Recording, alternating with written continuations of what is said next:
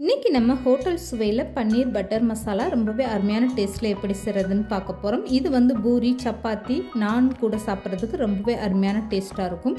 இந்த பன்னீர் பட்டர் மசாலா இந்த மாதிரி நீங்கள் செய்யும்போது அப்படியே ஹோட்டல் சுவையில் ரொம்பவே அருமையான டேஸ்ட்டாக இருக்கும். ஹலோ ஃப்ரெண்ட்ஸ், வெல்கம் டு சமே டிலேட்.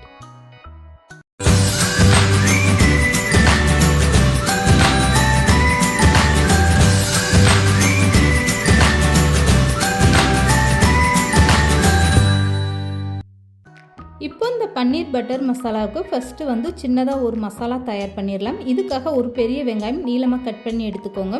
இது கூடவே 2 தக்காளி நல்ல பெரிய தக்காளியாக எடுத்துக்கோங்க.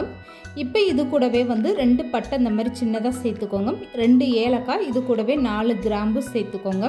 இப்போ வந்து கொஞ்சமாக முந்திரி பருப்பு சேர்த்துக்கோங்க. ஒரு 10லேருந்து 15 முந்திரி பருப்பு சேர்த்துக்கோங்க. இதெல்லாம் சேர்த்துட்டு தண்ணி தேவைப்பட்டால் கொஞ்சமாக சேர்த்து நல்லா வலுவலுன்னு அரைச்சி எடுத்துகிட்டு வந்துடுங்க. அரைச்சி எடுக்கிற இந்த பேஸ்ட்டை வந்து நீங்கள் அப்படியே தனியாக எடுத்து வச்சுருங்க. இதுக்கப்புறமா வேறு ஒரு அகலமான பாத்திரத்தில் 1 ஸ்பூன் அளவுக்கு பட்டர் சேர்த்துக்கோங்க. இப்போ வந்து 400 கிராம் அளவுக்கு நான் பன்னீர் எடுத்து அதை இந்த மாதிரி சின்ன சின்ன பீஸாக கட் பண்ணி எடுத்து வச்சுருக்கேன்.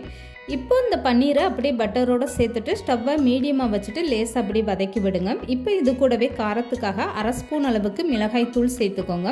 இப்படி நீங்கள் வதக்கிட்டு அதுக்கப்புறமா பன்னீர் பட்டர் மசாலா செய்யும்போது அது வந்து இந்த பன்னீர் சாப்பிடல நல்லா அருமையான டேஸ்ட்டாக இருக்கும். இப்போ வந்து ஸ்டவ்வை மீடியமாக வச்சுட்டு இந்த மாதிரி இப்படி மேலோட்டமாக லேசாக இப்படி கலந்து கொடுங்க. இப்போ பாருங்கள், பன்னீரில் வந்து நல்லா இந்த மசாலாலாம் இறங்கிட்டு ஓரளவுக்கு நல்லாவே வெந்துருச்சு. இப்போ இந்த பன்னீரை வந்து அப்படியே தனியாக வேறு ஒரு பாத்திரத்தில் எடுத்து வச்சுக்கோங்க. இப்போ வந்து பன்னீர் பட்டர் மசாலா செய்கிறதுக்காக அதே பாத்திரத்தில் 4 ஸ்பூன் அளவுக்கு நல்லெண்ணெய் சேர்த்துக்கோங்க. அப்படி இல்லைன்னா நீங்கள் சமையல் எண்ணெய் சேர்த்துக்கோங்க. இது கூடவே 1 ஸ்பூன் அளவுக்கு பட்டர் சேர்த்துக்கோங்க. இப்போ தாளிப்புக்காக ஒரு சின்னதாக பட்டை சேர்த்துக்கோங்க. இது கூடவே 2 ஏலக்காய் சேர்த்துக்கோங்க. 2 கிராம்பு சேர்த்துக்கோங்க. இதெல்லாம் சேர்த்துட்டு ஸ்டவ்வை மீடியமாக வச்சுக்கோங்க. நல்லா இந்த மாதிரி பொரிஞ்சு வந்ததுமே கட் பண்ணி வச்சுருக்க வெங்காயம் சேர்த்துக்கோங்க. இப்போ 400 கிராம் பன்னீருக்கு நான் வந்து 3 பெரிய வெங்காயம் இந்த மாதிரி பொடிசாக கட் பண்ணி எடுத்து வச்சுருக்கேன். நீங்கள் வந்து 200 கிராம் பன்னீர் பயன்படுத்துனீங்கன்னா அதில் ஒரு வெங்காயத்துலேருந்து 1.5 வெங்காயம் நீங்கள் பொடிசாக கட் பண்ணிவிட்டு சேர்த்துக்கோங்க.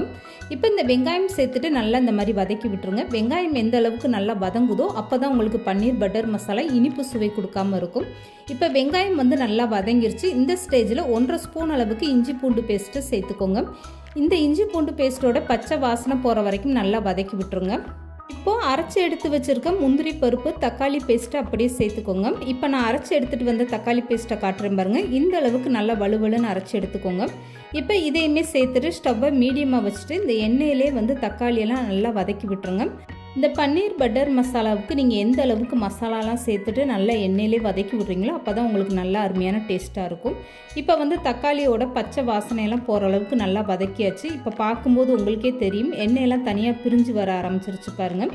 இந்த நேரத்தில் ஸ்டவ்வை கம்ப்ளீட்டாக குறைச்சி வச்சுருங்க. இதுக்கப்புறம் மசால் பொடி எல்லாமே சேர்த்துக்கலாம். இப்போ வந்து 2 ஸ்பூன் அளவுக்கு காஷ்மீரி சில்லி பவுட்ரு 2 ஸ்பூன் சேர்த்துக்கோங்க. 1 ஸ்பூன் அளவுக்கு நார்மல் சில்லி பவுட்ரு சேர்த்துக்கோங்க. 2 ஸ்பூன் அளவுக்கு மல்லித்தூளும் 1.5 ஸ்பூன் அளவுக்கு ஜீரகத்தூள் சேர்த்துக்கோங்க. இப்போ இது கூடவே 1 ஸ்பூன் அளவுக்கு கறி மசாலா தூள் சேர்த்துக்கோங்க. தக்காளி பேஸ்ட் அரைக்கும் போது ஏற்கனவே அதில் வந்து பட்டை கிராம்பெல்லாம் சேர்த்து அரைச்சிருக்கிறதுனால நீங்கள் கறி மசாலா தூள் 1 ஸ்பூன் மட்டும் சேர்த்துக்கோங்க. இது வந்து போதுமான அளவு. இப்போ ஸ்டவ்வை கம்ப்ளீட்டாக குறைச்சி வச்சுட்டு இந்த மசாலா எல்லாமே சேர்த்து இந்த மாதிரி வதக்கி விட்டுருங்க. இப்போ வந்து இந்த பன்னீர் பட்டர் மசாலாவுக்கு தேவையான அளவு உப்பும் சேர்த்துட்டு இந்த மாதிரி எண்ணெயிலே நல்லா வதக்கி விட்டுருங்க. இப்போ பார்க்கும்போது உங்களுக்கே தெரியும் எண்ணெயெல்லாம் நல்லா ஓரங்களில் பிரிஞ்சு வர ஆரம்பிச்சிருச்சு பாருங்கள். இதுக்கப்புறமா 1/2 கிளாஸ் அளவுக்கு தண்ணி சேர்த்துக்கோங்க. உங்களுக்கு எந்த அளவுக்கு இந்த கிரேவி வேணுமோ அதுக்கேற்ற மாதிரி நீங்கள் தண்ணி சேர்த்துட்டு நல்லா இந்த மாதிரி கலந்து விட்டுருங்க. இப்போ இந்த பன்னீர் பட்டர் மசாலாவுக்கு நான் வந்து ஏற்கனவே 1/2 கிளாஸ் அளவுக்கு தண்ணி சேர்த்துருந்தேன். இது வந்து இன்னுமே நல்லா திக்காக இருக்குது. இப்போ கூடுதலாக 1/2 கிளாஸ் அளவுக்கு தண்ணி சேர்த்துட்டு ஒரு டைம் இந்த மாதிரி நல்லா கலந்து கொடுத்துருங்க. இந்த நேரத்தில் உங்களுக்கு உப்பு உரப்பு கரெக்டாக இருக்கான்னு பார்த்துக்கோங்க. ஒருவேளை உங்களுக்கு உப்பு உரப்பு டேஸ்ட்டு பத்தலைன்னா நீங்கள் கூடுதலாக கொஞ்சம் சேர்த்துட்டு நல்லா கலந்து கொடுத்துருங்க. இதுக்கப்புறமா இந்த பன்னீர் பட்டர் மசாலாவை நீங்கள் அப்படியே மூடி போட்டு ஒரு 3 நிமிஷம் நல்லா கொதிக்க வச்சிங்கன்னா போதும். மசாலா வந்து ஏற்கனவே எண்ணெயில் நல்லா வதக்கிட்டோம், அதனால் அதிக நேரம் இது கொதிக்க வேண்டாம். இப்போ 3 நிமிஷத்துக்கு அப்புறம் நீங்கள் மூடி ஓப்பன் பண்ணி பார்த்தீங்கன்னா நல்ல எண்ணெயெல்லாம் பிரிஞ்சுட்டு இந்த மசாலா நல்லா கொதி வர ஆரம்பிச்சிருச்சு பாருங்கள். இந்த ஸ்டேஜில் நீங்கள் வந்து வதக்கி எடுத்து வச்சுருக்க பன்னீரை வந்து அப்படியே சேர்த்துக்கோங்க. இந்த மசாலா கூட நீங்கள் பன்னீரை சேர்த்ததும் ஒரு டைம் கரண்டி வச்சு நல்லா கலந்து கொடுத்துட்டு இதுக்கப்புறமா ஸ்டவ்வை ஆஃப் பண்ணிடுங்க. இதுக்கப்புறமா அப்படியே மூடி போட்டு ஒரு 5 நிமிஷம் நீங்கள் ஃப்ரீயாக விட்டுட்டு அதுக்கப்புறமா நீங்கள் மசாலா ஓப்பன் பண்ணி பார்த்தீங்கன்னா நல்ல வாசனையோட ரொம்பவே அருமையான டேஸ்ட்டாக இருக்கும். இந்த பன்னீர் வந்து ஏற்கனவே பட்டரில் சேர்த்து வதக்கியிருக்கிறதுனால நீங்கள் ரொம்ப நேரம்லாம் வேக வைக்க வேண்டாம். இப்போ இந்த மசாலா கூட பன்னீரை சேர்த்ததுக்கப்புறம் ஒரு டைம் நல்லா கலந்து கொடுத்துட்டு ஸ்டவ்வை ஆஃப் பண்ணிடுங்க. இந்த நேரத்தில் உங்ககிட்ட கஸ்தூரி மேத்தி இருந்தால் கொஞ்சமாக தூவி விட்டுக்கோங்க. அப்படி இல்லைன்னா கொத்தமல்லியை பொடிசாக கட் பண்ணிவிட்டு தூவி விட்டு மூடி போட்டு வச்சுருங்க. இதுக்கப்புறம் 5 நிமிஷம் அப்படியே ஃப்ரீயாக விட்டுட்டு நீங்கள் மூடி ஓப்பன் பண்ணி பார்த்தீங்கன்னா நல்லா கம வாசனையோட ரொம்பவே அருமையான டேஸ்ட்டில் நம்மளுடைய பன்னீர் பட்டர் மசாலா சூப்பராகவே ரெடி ஆகிடுச்சு பாருங்கள்.